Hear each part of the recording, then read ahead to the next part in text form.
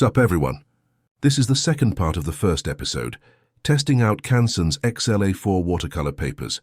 What I can say already is that, since the first strokes, I could tell it was an amazing watercolor canvas. Its absorption is incredible, and the colors you apply on this paper not only mix very well together, but they stay there. They don't simply go opaque after drying out. I'm currently using Giotto's 12-color palette, which is a regular plus type of ink, I would say.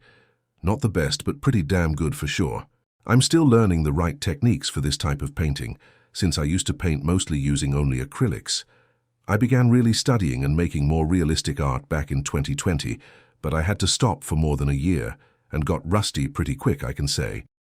However, just like the time I learned how to draw from zero to making realistic portraits, which took months of practicing, this time, I decided to share my progress with you and see how far a self-taught beginner artist can get.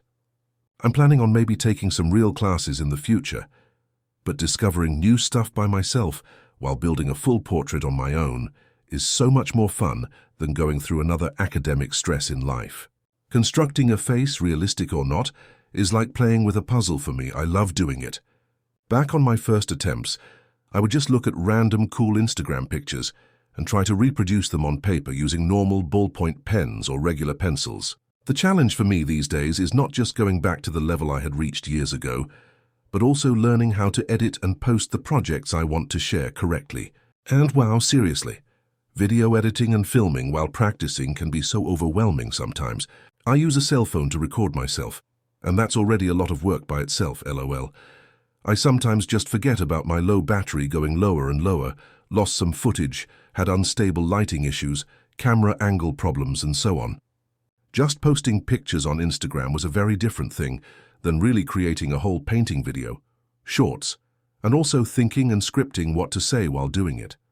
So much work, but also such an interesting new path. I absolutely love YouTube, and doing it from the other side, creating, just made me even more of a fan than I was before. For me, the tricky part still is how to separate my audio from the actual video and what to say during the whole thing. Even after watching hundreds of other creators already, it still doesn't feel very natural to me. That's why I'm using this app I'm editing my videos on, to write word by word of a full video script. This way, I can think about it more clearly and also understand the exact timing of doing it, and actually fulfilling a whole video with my thoughts. Word by word, I'm learning. Just like I do when I'm painting something new, like this beautiful portrait you guys are seeing in this video. Thanks for watching until the next post.